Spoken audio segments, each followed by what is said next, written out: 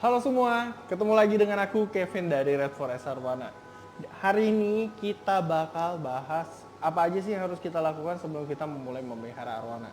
Salah satunya yang akan kita bahas hari ini adalah di bagian filtrasi.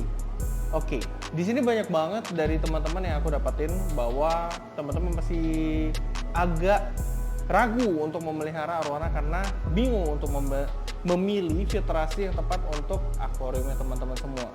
Di sini aku akan bantu teman-teman untuk ngelihat filtrasi apa aja yang kita pakai di Red Forest Arwana sendiri. Coba kita lihat ya teman-teman.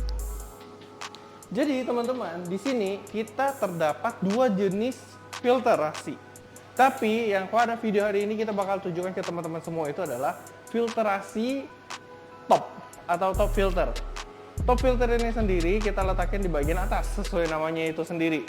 Jadi kalau kita lihat contohnya di sini, maka pompanya itu akan terendam di dalam, terus nanti ada selang yang menaikkan air ke atas. Hasilnya akan seperti ini. Coba kita lihat.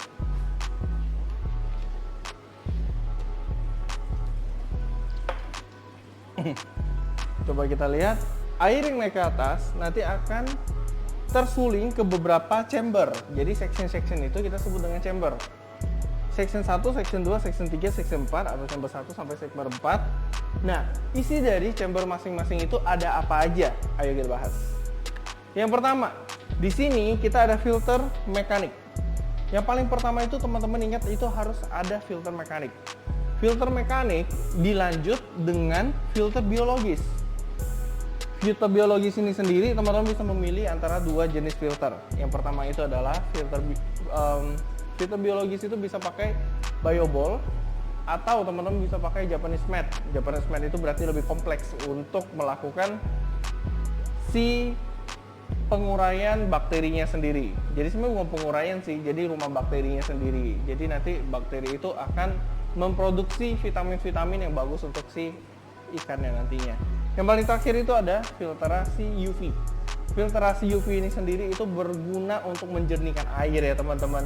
Dan sedikit catatan, teman-teman jangan menggabungkan filtrasi UV ini ke filtrasi biologis atau mekanik, karena itu sangat berbahaya teman-teman. Itu akan membunuh amonia atau bakteri yang udah terkumpul di media filter biologis kita atau mekanik kita, itu mati gara-gara filtrasi UV ini. Akhirnya teman-teman mungkin akan mendapatkan airnya keruh, airnya warnanya agak coklat atau airnya bau.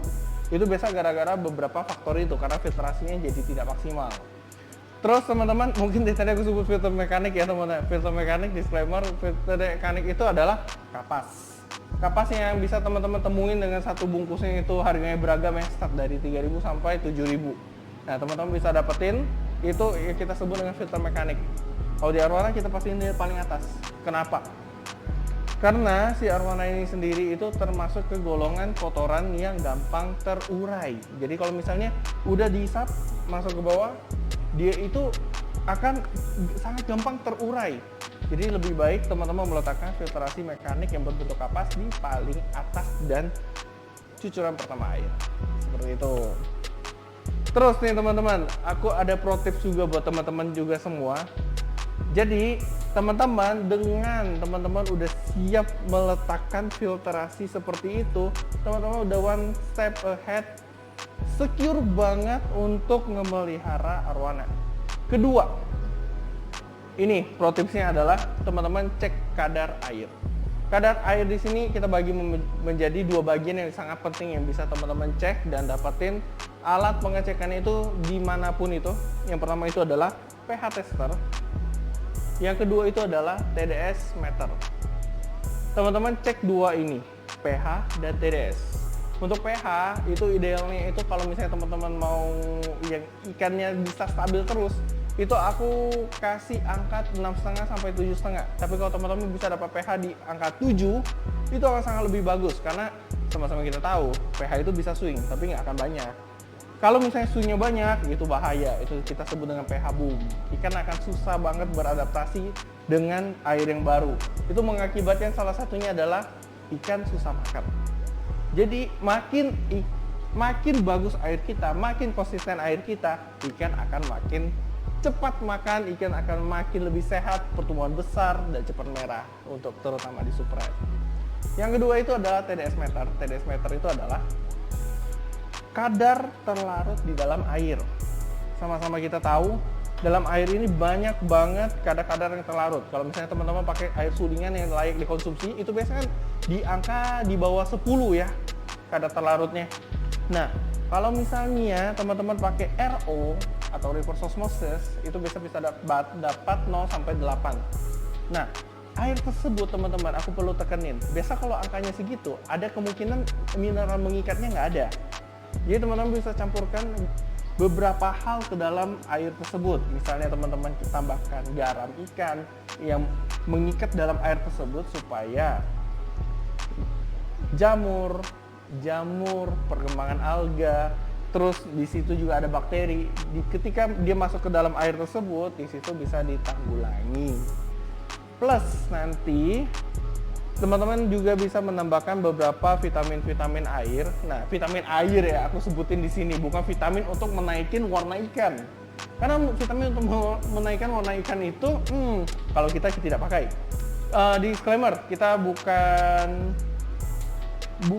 tidak membantu atau bagaimana itu, tapi menurut kita menaikkan warna ikan itu harus melalui beberapa skema-skema yang menurut kita itu alami. Seperti itu. Itu beberapa pro tips dan apa aja yang teman-teman harus lakukan sebelum memelihara arwana. Nah, sebenarnya ada lagi satu teman-teman, itu dalam memilih tank arwana yang tepat buat ikan kesayangannya teman-teman. Tapi di sini aku nggak akan bahas teman-teman. Kita akan bahas yang simple aja tadi. Oke, teman-teman.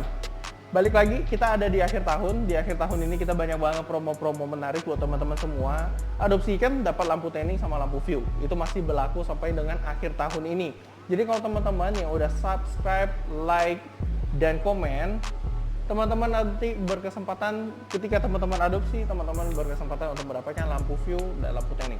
Ada syarat dan ketentuan berlaku, tapi teman-teman hanya perlu melakukan like, subscribe, dan komen. Dan teman-teman jangan lupa nanti kalau misalnya teman-teman udah like, subscribe, komen, datang ke sini adopsi ikan, Kak aku mau klaim nih. Katanya aku bisa dapat lampu main 92 cm. By the way ini nggak di endorse. Nanti teman-teman bisa langsung datang aja dan langsung teman-teman adopsi. Oke teman-teman, kita sampai di penghujung acara atau akhir video. Senang banget bisa sharing untuk teman-teman semua. Dan bye, see you on the next video.